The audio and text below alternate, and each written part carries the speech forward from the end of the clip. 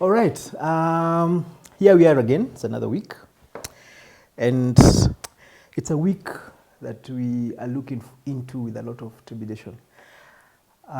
Tomorrow, Monday, the 20th, we will be beginning to see the escalation of the Azimio-driven protests, political protests. And what most people do not know, by the way, I am not sure what is going on, but in Africa tomorrow, in every quadrant, north, south, east, and west, there will be opposition-driven demonstrations going on. We have opposition-driven demonstrations going on in Tunisia tomorrow, about the high cost of living. We have opposition-driven demonstrations in the south, in South Africa, pushed by the opposition EFF, Julius Malema and his team. Also on the high cost of living, especially them, they're specific on power. We go to the West Africa, we have Nigeria that has also got opposition-driven demonstrations tomorrow on the high cost of living. And then here in East Africa, we have our lovely country, Kenya, also having demonstrations tomorrow. And sometimes you want to ask yourself, is this a coincidence? Are we pawns in a bigger picture that we maybe do not understand? I don't know. But let's just talk about our country. So some of the questions I got from last week's clip, one of the questions, I'm going to deal with three questions today. One, I'm going to deal with the issue of maandamano. I'm going to deal with the issue of the handshake. And of course, I'm going to give a bit of advice about how we need to deal with Monday. Let me start with the issue of maandamano. I always keep saying that when I started this conversation, everybody had refused that we'll end up here. There was especially within the Azimio side, my former colleagues were very clear that I was preempting, that I was pushing them in the wrong direction. But I said, when you hear Raila say that we are starting public barazas, you know they're going to end in maandamano. And not just maandamano. After we finish maandamano, we're going to go into what the late Kajwang used to call mapambano. If you're not careful, that's what starts from tomorrow. Mapambano, running battles with the police and things like that. And it's very unfortunate. So somebody asked me whether I'm going to be going for maandamano tomorrow, and I said no. And that doesn't mean that I have joined the government. No. That doesn't mean I have left opposition. No. The reason I am not going to join maandamano is actually fourfold. First, the history of where we are, how we've gotten here as a country. Remember, we were in an election 7 months ago where I was running for member of parliament. I was trying to defend my seat and I lost. And the side that I belong to, which is Azimio, lost that election. And it was a government side. We went to the Supreme Court and the Supreme Court ruled against us. Government was formed. My president then and the leader of my party, Uhuru Kenyatta, actually handed over the sword and the constitution peacefully in a public arena and gave it to William Ruto to become the president. So I have a problem when you start saying that we do not recognize Ruto, because my party leader, who was the president then, actually handed over power peacefully to William Ruto. That's the history of where we are coming from. And no, in addition to that, as government was being formed, there was a lot of political negotiations going on. We all remember how the East African Legislative Assembly members of parliament were elected. And in that IALA, who are members of parliament elected to represent Kenya in the region? We have the son of Kalonzo Musyoka and the daughter of Raila Odinga, who are actually representing the government of William Ruto in the East African Legislative Assembly, right? So we have this history that we cannot forget.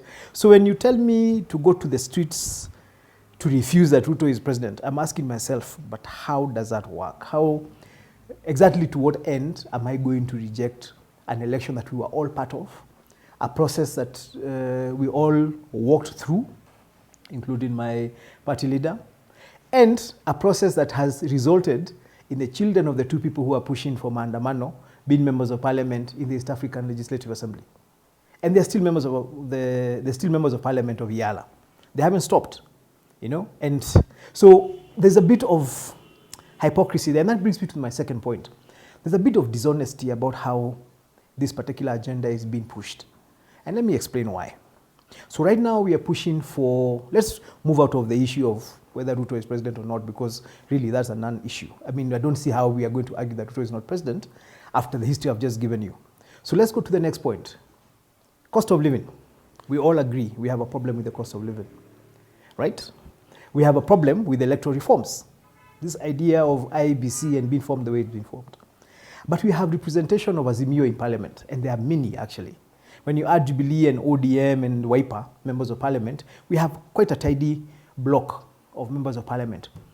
I haven't seen them introduce a bill or a proposal in parliament to reduce the cost of living, to affect the cost of living. I see them fighting about the subsidies in the streets. I don't see them taking bills to parliament to demand that the government puts back the subsidies for fuel, for food, for maize. I haven't. So I keep asking myself, these guys are going to the street to demand for the cost of living to be lowered, but they're in parliament.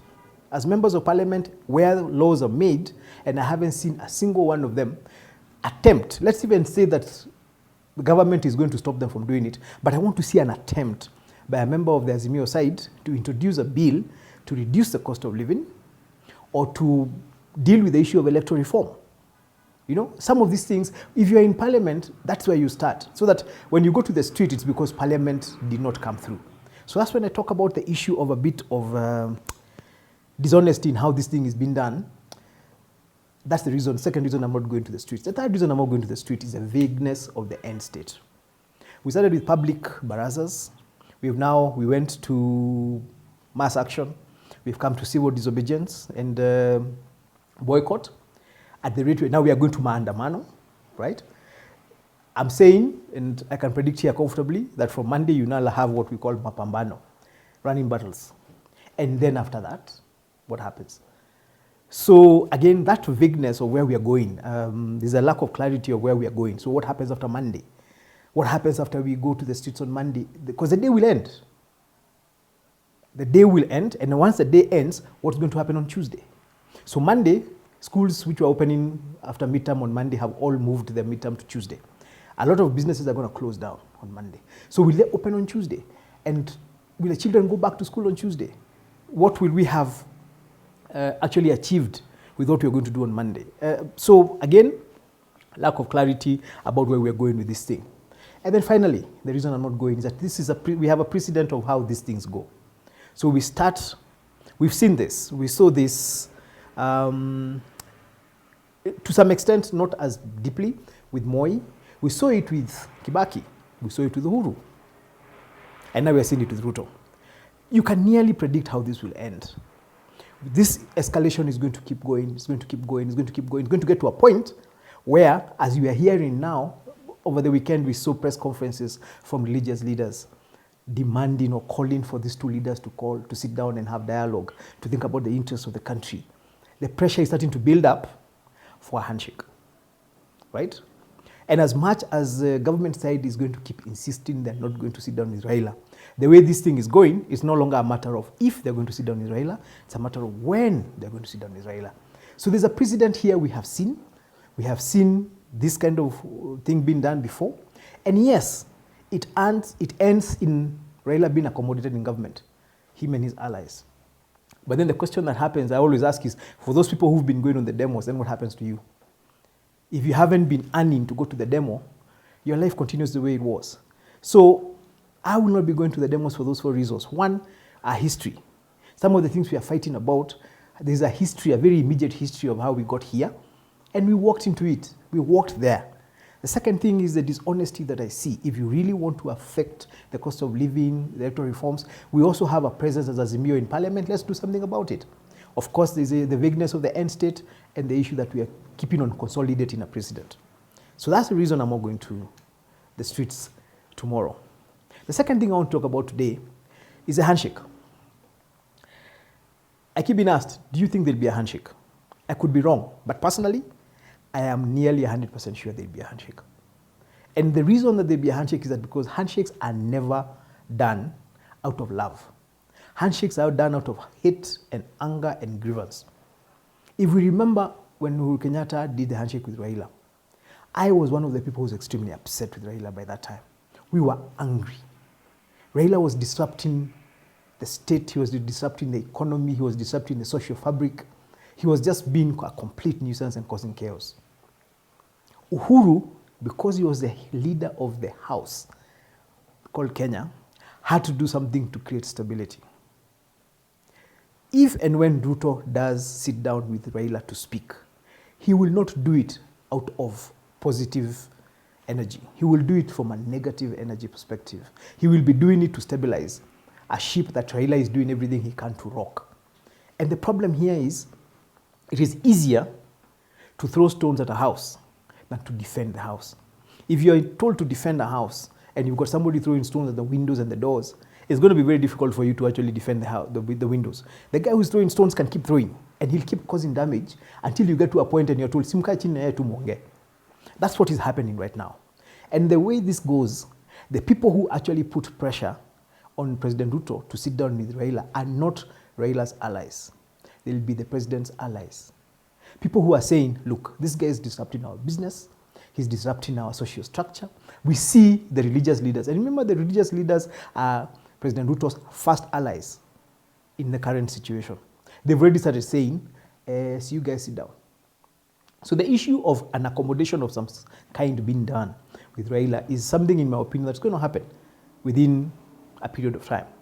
And when that happens, it's going to be very important for us to ask ourselves, and this is for the politicians who are getting involved in this conversation about handshake. Remember, once this accommodation is done, it is going to disrupt very many political things. It's going to disrupt existing political alliances. We saw that happen with Uhuru Kenyatta and Raila when they came together. He disrupted the political alliances that existed within Jubilee, right?